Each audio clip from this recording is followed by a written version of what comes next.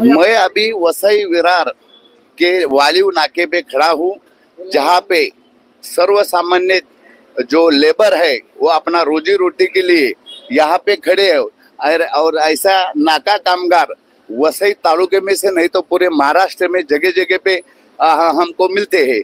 तो सरकार ने ऐसे नाके पे जो खड़ा रहते हैं नाका कामगार जो है, छोटे मोटे काम करने के लिए, कड़िया काम के लिए, लेबर काम के लिए, जो माल उठाने के लिए काम करने वाले जो लेबर है, उनकी कई समस्या हम जान के लेंगे। तो ये जो लोग है कहाँ से आए, कौन से राज्य से आए, महाराष्ट्र से है, महाराष्ट्र के बाहर से है। तो ये जो कई लोग पढ़े भी है लेकिन पढ़कर भी इनको कोई रोजगार नहीं मिल रहा है।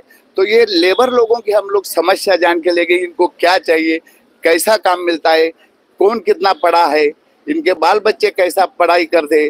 तो ये सभी चीज के बारे में हम लोग ये जो नाका कामगार खड़ा है इनसे जान के लेंगे। तो भाई आप सभी लोगों का रामदीप न्यूज चैनल में मैं स्वागत करता हूँ, अभिनंदन करता हूँ।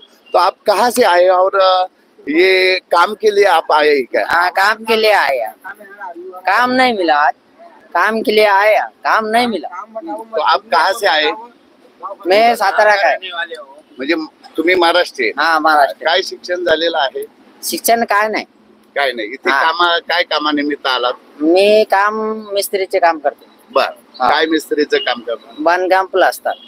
किती पगार मिळतो, रोज कितना मिळत आहे? रोजची आहे आपल्याला 1000 रुपये. 1000 रुपये प्रत्येक दिवशी काम मिळतं? नाही.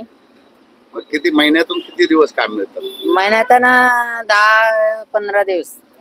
दररोज याच नाक्यावर येतात? नाक्यावर का वेगवेगळ्या ठिकाणी? नाही, इकडे आहेत. बर, तुम्ही कुठून आलात? आप कहाँ से आए? मी औरंगाबादहून आहे. म्हणजे महाराष्ट्र? महाराष्ट्र. हा. किती शिक्षण झालंय? 10वी पास आहे. 10वी पर्यंत. दररोज काम मिळते इथे? नाही. किती काम मिळालं तर काय काम करता? काम काय पण येत असतो, बिगारी काम. आपल्याला घरचे भाडा भरायचे आहे, सगळं भरायचं आहे, काम नाही भेटला तो काय करायचं? किती रोज किती मिळतो तुम्हाला? 700 रुपये आहे. किती? 700 रुपये. बिगारीच्या 700 रुपये मिळतात. बेगारीच्या 700 आहे, मिस्त्रीचे 1200 आहे. बरोबर आहे. नेहमी काम भेटत नाही. मुलं शाळेत जातात तुमची? उपाशी जातो.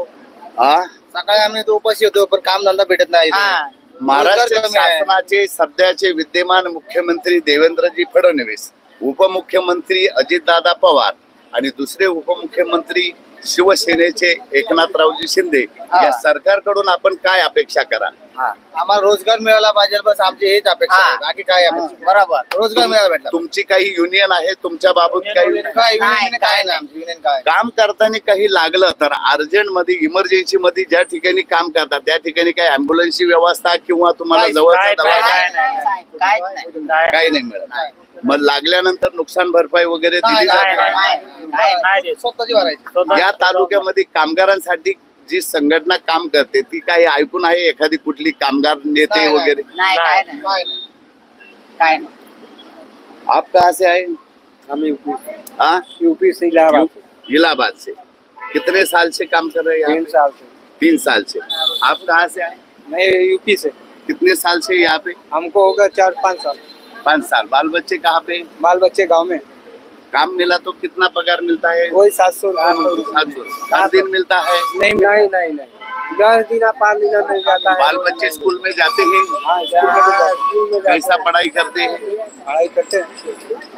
आप कहाँ से आए? इधर का रहने वाला हूँ। तुम्ही स्थानिक रहिवासी? स्थानिक। तुम्ही यांच्या समस्या जाणून घेताय?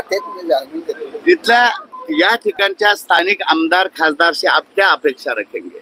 वही हम लोग को रोजगार मिले, हम लोग उतना लंबा से आए। यहाँ के ये वसई के आमदार कौन है आपको मालूम है? नहीं। हाँ, प्रफुल्ल पाटील नहीं, आमदार आमदारची माहिती नाही. प्रफुल्ल पाटिल महाराष्ट्र नवनिर्माण सेने के माजी नगरसेवक है जो वालिव से काम करते। यहाँ का आमदार मालूम है वसई के? नाही माहित नाही. वसईचे आमदार नाही माहिती. नाला सोपारा मतदार संघाचे आमदार खासदार कोण है मालूम है आपको? नाही माहिती. हितेंद्र ठाकूर यापूर्वी आता जी विधानसभा निवडणूक झाली त्यापूर्वीचे आमदार आहेत। आता वसईचे आमदार स्नेहा पंडित दुबे या आहेत आणि नाला सोपारा मतदारसंघाचे राजन नाईक हे आहेत। बोईसर मतदार संघाचे आमदार विलास तरे आहेत आणि खासदार हे डॉक्टर हेमंत सावरा है। तो अपन इन लोगों से क्या इच्छा रखेंगे? नाका कामगार के बारे में उन्होंने कुछ विधानमंडल में कोई समस्या उठाना चाहिए। हम तो ये सोचते हैं हमको आम्हाला डेलीचे काम भेटले रोजी पाहिजे. रोटी चाहिए। जहाँ पे काम जाते वो काम जिसके पास काम करने के लिए जाते उनके पास से आपको जो लगता है कुछ एक्सीडेंट होता है तो उनका समस्या ये सब वो मैं महानगर पालिका ने करना चाहिए या वो ठेकेदार ने करना चाहिए? वो मैं झेल लेता हूँ।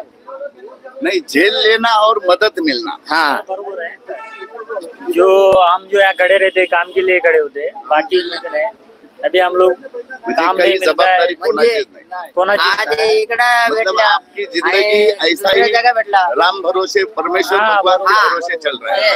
हाँ. काय सांगाल तुम्ही नाका कामगारांबद्दल? पुढे थोड़ा आगे आ जाओ आगे आ जाओ। क्या आगे आओ ना.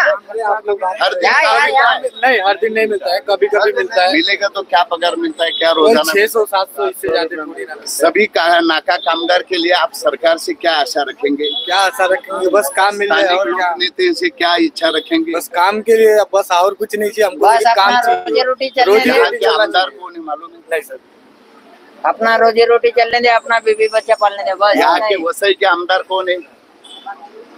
किसी को नहीं। वसई विरार शहर महानगरपालिका क्षेत्रातील आपण पालघर जिल्ह्यामधील वसई तालुक्यातील नाका कामगारांची थोडक्यात समस्या जाणून घेतली आणि अशा प्रकारचे नाका कामगार महाराष्ट्रामध्ये लाखोंच्या संख्येने आहेत।